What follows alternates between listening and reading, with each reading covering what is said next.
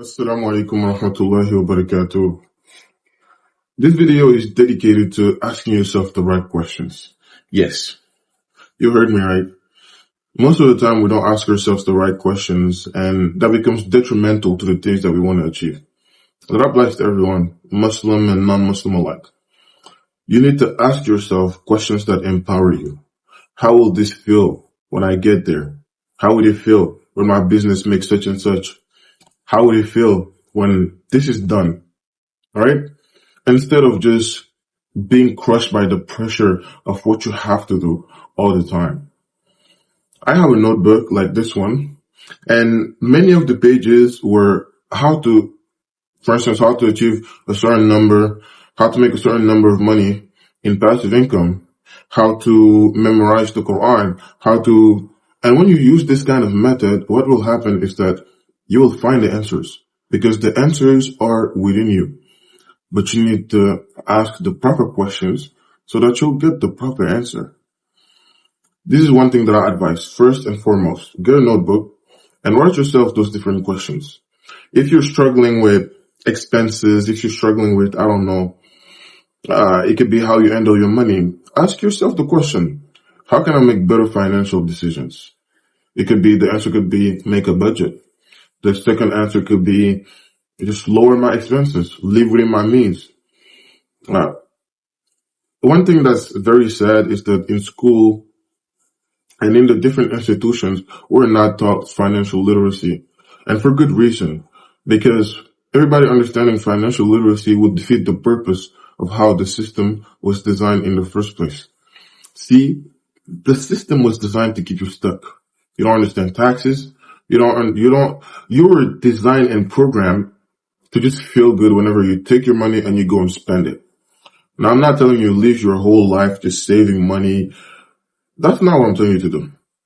You need to invest. But saving is not such a bad thing. I'm going to tell you why. If you save up some money, and let's say that something urgent arrives, let's say that you have a $10,000 emergency fund, something arrives, let's say that you have to go to the hospital, your car breaks down, you don't have to go into debt. You can just take some of that fund, do that, and keep it rolling. But if you have to get into debt and you have something going, whether it's for your business, doesn't matter what it is. It could be other expenses. Well, you lose all of your momentum. And what happens is that at that moment is that you're going to be stuck and you have to restart. So having a savings account is not so bad, especially a saving really dedicated to just save you out of a bad situation, right? Allah subhanahu wa ta'ala made us to be critical creatures that think, that create, that design stuff. So it is only normal that we should have systems in place, right? Then again, to really reach financial independence, you need to understand one thing. You're never going to be rich or wealthy by trading your time away from money. Your time is so much more precious than any amount of money, than a piece of paper. As a matter of fact, if you go out or if you live in the West and you go buy something and you trade that thing for the amount of time of work, it equates to, let's say that you work for 2 hours or you work for 3 hours and you go buy a thing that costs, $80, $40, $50. If you just translate to how much time of your life you traded for that one item that you're getting, you'll realize that it's almost heartbreaking. You'll realize this is my time that I'm giving to buy this. And so it will bring you to this understanding. Time is so much more valuable than money. Time never comes back. You get to do ibadah, you get to do all of these things. How many people are in the graves? Fil kubur. And they wish that they could just come back, just to do more ibadah, just to do more tasbih. But they won't get to come back. So your time is essential. And one of the props that financial independence will give you is that it will allow you to do more ibadah, more forms of ibadah. Because whether people want to admit it or not, money is something that's very powerful. Money gives you choices. Money gives you freedom. Doesn't make you necessarily happy, Because you can be the richest person in the world, and if you don't have Allah, if you don't have the truth with you, or understanding, or ilm, you're gonna live a sad life. God, Allah subhanahu wa ta'ala, He tells us in the Quran, whoever turns away from my remembrance, he will have a depressed life. Because God also tells us that the only reason He created us was to worship, was to do ibadah. So turning away from that fitrah, from that nature that was given to us, will give you a sad life.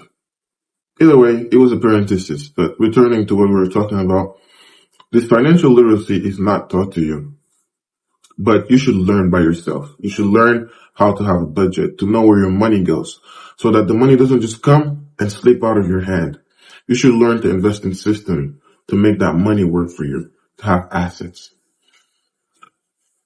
The highest percentage of people who have wealth, have freedom in their life, have assets, whether it is digital, whether it is a house, whether it is any kind of asset. You need to invest in an asset, because if you don't invest in an asset, you will be the asset.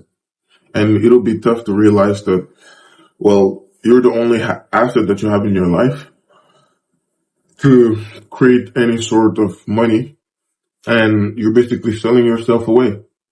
And that's tough. So as Muslims, we should understand the way that the system was designed. And we should also remember that Allah subhanahu wa ta'ala tells us in the Quran, and people will only reap what they've sowed. People will reap what they've sowed. So if you plant now for whatever investment you're doing in the future, eventually it will grow, bi'idhnillah, to be that tree, to be that thing that will yield fruits. And so that you will no longer have to trade your time away from it. Right? Also, you can learn absolutely anything. So if it's about learning financial literacy, taxes, credit, how credit works, you're not necessarily taught all of those things, but you can learn it. The thing is, money is just something that's printed at will. And that's why you're not taught that. Because if people all realized the way the money is managed around the world, it wouldn't even take a day for people to, if people really understood it, and if everybody were educated in terms of finances and economics, it wouldn't take anything. It wouldn't even take a day for people to get up and go try to change the system. There's people who study economy at university, at these places where they're supposed to be learned, but they still don't understand that money is something that's printed at will and has private shareholders, and that the people are paying back the private shareholders through their taxes, and that the government is the intermediary between the oligarch who own the banks and the people who are paying them back. And they don't understand that because they were taught and they didn't seek to learn. Because see, if you just accept whatever anybody tells you, they can tell you anything they want, and you will take that at face value because you don't know anything. However, if you go seek, you'll see the panoply of things that are being said. And if you just use the lenses of logic, and if you can see with firasha, which is the nur that Allah subhanahu wa ta'ala gives the people, you will be able to see the truth. You need systems.